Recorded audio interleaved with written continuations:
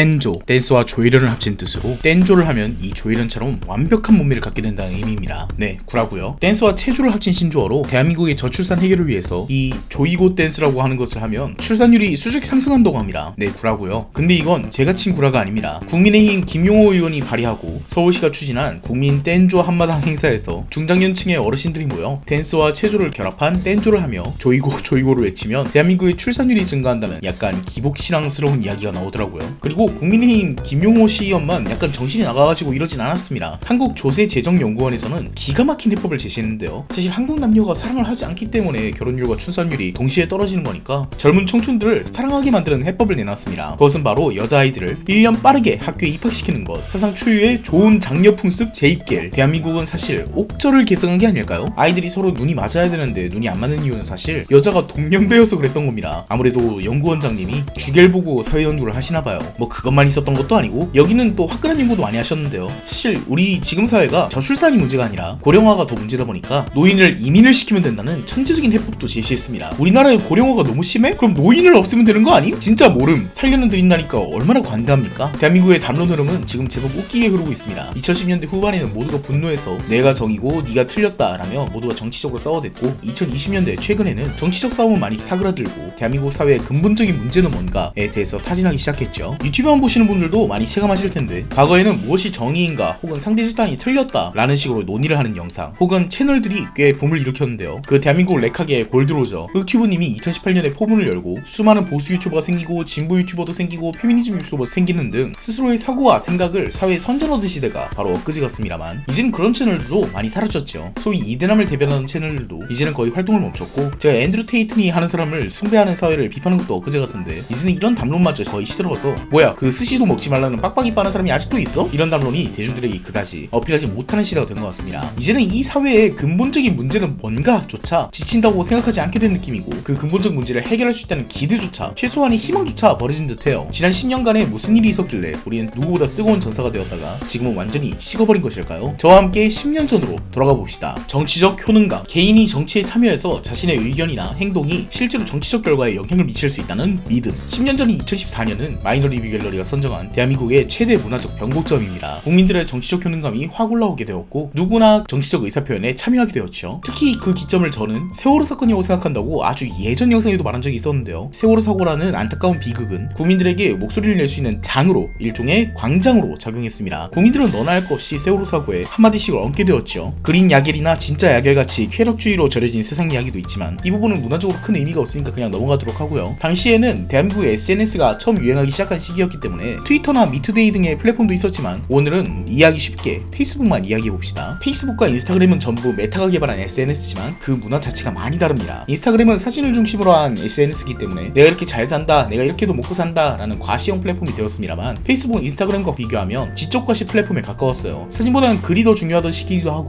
많은 뉴미디어들이 페이스북을 통해서 발전했죠. 인사이트, 허피턴포스트 코리아 같이 페이스북에 영향력을 등에업고 성장한 뉴스 기업도 원체 많으며 페이스북에서 발전한 카드 뉴스 시스템은 사람들에게 어떠한 메시지를 전달하기에는 아주 좋은 형식이었습니다. 페이스북이 메시지형 플랫폼이었음을 쉽게 이해할 수 있는 사례가 바로 아이스버킷 챌린지였는데요. 사람들이 친한 서로를 지목하는 커뮤니티 문화에다가 루게릭병을 응원한다는 사회 참여적 메시지를 더해서 개인이 사회적 메시지를 뽐낼 수 있던 시절을 단적으로 보여주는 아주 훌륭한 예시입니다. 하지만 정치적 참여라는 게 좋은 것일 수도 있고 나쁜 것일 수도 있죠. SNS가 유행하기 전에 한국 사람들은 대부분 중도쯤에 있었습니다. 아니 정확히는 중도에 있었다기보다는 다들 입을 다물고 있었죠. 특정한 메시지를 내고 표현하는 것은 논객이나 연예인 등이 할 일이고 집에서 뒹굴거리는 우리들이 말해봐야 아무런 소용이 없는데 뭐하러 말합니까? 근데 페이스북, 트위터 등의 SNS가 발전하면서 시대가 완전히 바뀌어버린 겁니다. 내가 글만 잘 쓰면 논객이 될 수 있고 최소한 내 친구들 사이에서는 내가 정치적 메시지를 전달할 수 있습니다. 살짝의 허영심도 들어갔겠죠. 파리 테러 등을 겪은 사람들은 자기 프로필 사진에 프랑스 국기를 달았습니다. 추모를 한다는 의미지만 정치적 메시지에 참여하지 않는다는 것이 그다지 쿨하게 느껴지지 않았기 때문이기도 하죠. 인스타 보고 오마카세 땡기는 것처럼 페이스북 보고 정치적 메시지에 참여하게 되는 거예요. 그런 상황에서 거대한 담론 공간인 세월호 사고라는 것이 등장합니다. 이게 뭐 좌파가 어쨌니 우파가 어쨌니 정부 잘못이 있니 없니 얘기는 하지 않을게요. 뭐 어차피 그런 게 중요한 게 아니니까. 이 사고의 가장 중요한 문화적 시사점은 국민들이 중립에 설 수 없게 되었다는 겁니다. 2014년, 2015년쯤을 생각하다 보면 가끔 그게 광기처럼 느껴질 때가 있는데요. 노란 리본을 달지 않았다고 욕먹는 사람과 노란 리본을 달았다고 욕먹는 사람이 얼굴도 모르는 서로가 페북 댓글창에서 시원하게 욕을 써대고 있는 시대. 사실 저 두 사람은 아마 중도였을 겁니다. 노란 리본을 달고 추모했던 사람은 큰 의미 없이 슬픈 일이니까 추모를 위해서 달았을 거고 노란 리본을 달지 않았던 사람들은 내가 뭐 그렇게까지 시사에 관심 가져야 되나? 별 생각 없이 살아갔을 겁니다. 근데 별 생각 없이 사는 것이 죄가 되는 세상이 와버린 겁니다. 깨어있으신 분들은 별 생각 없이 노란 리본을 달지 않은 사람을 보면 불같이 화를 냈습니다. 노란 리본을 달지 않는 사람들 중 세월호 사건을 조롱하거나 보수적 세치를 가진 사람이 있다는 이유로 아무 행동을 하지 않은 중도에게 관심이 없었다는 변명으로 그대의 무지를 변명하지 마시오 라는 지금 생각하면 되도 않은 말을 했었고요. 그에 맞받아치듯 세월호 사고가 근들갑이라고 느끼는 사람들이 그냥 친구가 푸사에 노란 리본 달고 추모하길래 나도 추모해야지 하고 노란 리본 단 사람을 보고 감성충 좌빨 좀비라고 몰아갔습니다. 그냥 남들 다 하길래 했다는 말을 보면 멍청하니까 군중심리에 휩쓸리는 거다 라고 선동당했다고 비웃기 일쑤였지요. 원래는 별 생각 없는 중도였던 두 사람은 이제 양극단에 선 사람에게 욕을 먹고 확고한 신념을 갖고 그 행동을 하게 되었습니다. 그들이 키베를 뜨며 또 다른 전사를 양성하고 또 다른 중도가 또 다른 사이버 전사가 됩니다. 2010년대 중반을 떠올려보세요. 왠지 그 당시에 중도를 많이 패지 않았나요? 달리는 기차 위에 중립은 없다라든지 기울어진 운동장놀이라든지 페이스북, 트위터 같은 SNS는 유달리 사회참여적인 분위기가 강했고 전 국민이 페이스북을 하던 시절에는 자연스럽게 사람들 사이에 중도가 없고 치열하게 다투고 싸우며 어떤 시사에 의견이 있는 것 자체가 굉장히 쿨해 보이는 시대가 된 겁니다. 2010년대 후반 유튜브가 유행할 때도 페이스북의 이 기조를 그대로 따라받아 유튜브에서 사회참여적인 이야기가 엄청나게 많이 나온 것이죠. 근데 이게 막 나쁜 것은 아닙니다. 어떤 사람들에겐 비교일 수도 있지만 뭐가 어찌되었든 국민들이 정치에 관심이 많고 시사에 한마디씩을 던지기도 하며 풀뿌리 같은 민중들이 만들어낸 작은 담론들이 거대한 권력을 치워버리는 경험도 했으니까 나서는 것이 얼마나 멋진 일인지 사람들이 인식하게 된 계기가 되었거든요. 저도 그 당시에 동국대 대나무숲의 워리어로 활동했던 전력이 있어서 이제 생각해보면 좀 부끄럽네요. 어떤 사람들은 그 당시에 대통령이 국민들을 반으로 쪼갰다고 비판하지만 사실 그건 SNS가 등판하면서 국민들이 한 가지 여론으로 포함되지 못하고 의견이 난립하게 된 결과물이라고 봐야 맞아요. 하지만 이 정치적 효능감이 평생을 갖다면 좋았으련만 오히려 그 당시에 정치권의 문제를 삼는다면 민중의 정치적 효능감을 등에 업었던 사람이 그 효능감을 배신했다는 점을 들고 싶어요. 물론 필연적으로 한쪽은 배신당해야 됩니다. SNS를 통해서 세대, 성별, 지역 등으로 의견이 분분히 쪼개졌으니 가장 쉬운 성별 이슈부터 볼까요? 페미니즘은 SNS를 통해서 급격히 확산되었습니다. 물론 반페미니즘 역시 SNS를 통해서 확산됐죠. 2014년 이후 우리 사회에 입다문 중도가 확 줄어들었으니까 사람들은 한쪽으로 기울어지게 됩니다. 이런 필연적으로 한쪽은 배신당하게 되겠죠. 가령 2010년대 후반은 페미니즘 계열이 엄청나게 기분 좋은 시기였을 겁니다. 낙태집 폐지 등의 수건이 이루어졌고 해외 PC 영향력도 커졌죠. 근데 지금 와서 페미니스트 분들과 이야기하다 보면 그분들도 그 당시를 제외하면 그다지 유쾌해하진 않아요. 왜? 그 이상으로 뭐가 바뀐 것 같진 않거든. 이게 뭔 개소리인가 싶으시면 아마 반페미니즘 쪽일 겁니다. 왜냐면 페미니스트들이 주장하는 걸 다 들어주다가 이 세상이 망했다고 믿을 테니까 페미니스트가 원하는 세상 만들어진 거 아니야? 라고 생각할 거거든요. 근데 그렇게 따지면 2020년대부터 민주당 계열이 선거를 번번이 졌죠. 재보선, 대선, 지선까지 엄청난 참패를 거듭했습니다. 그럼 보수적 의견을 가진 젊은 남성분들 세상에 배신감 전혀 안 느끼실까요? 우리 세상이 혹시 지금 내가 원하는 대로 바뀌고 있다고 생각이 드실까요?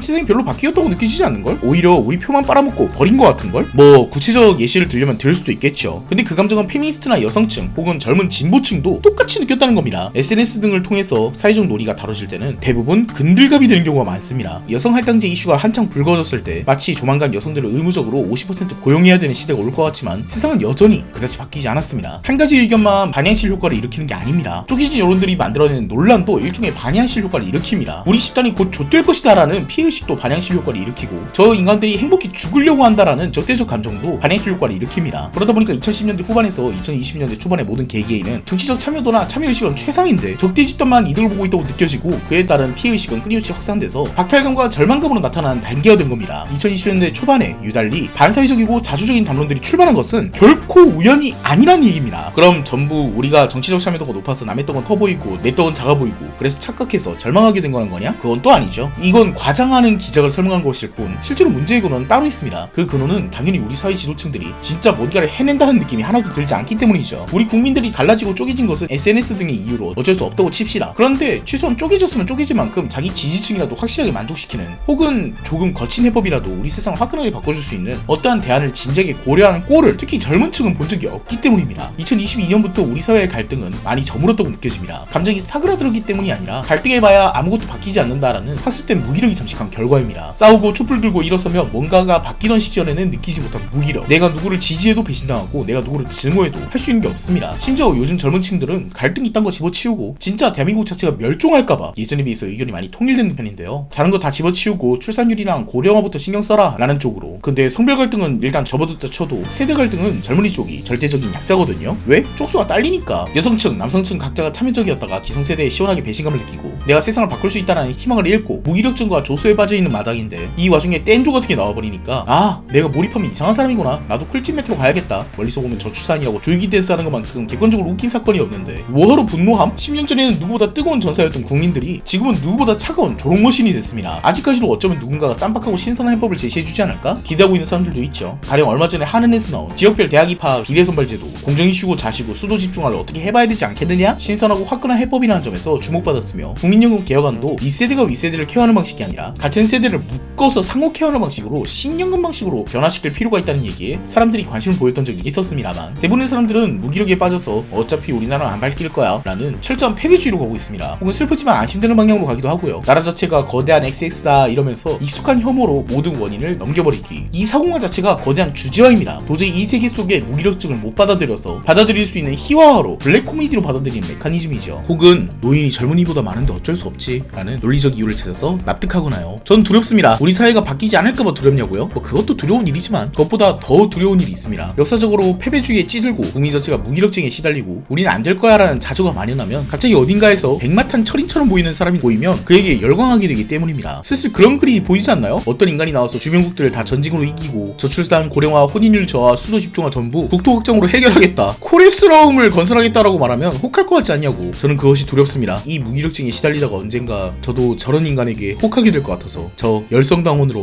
변해버려요. 오늘 리뷰 여기까지입니다. 끝까지 봐주셔서 감사합니다.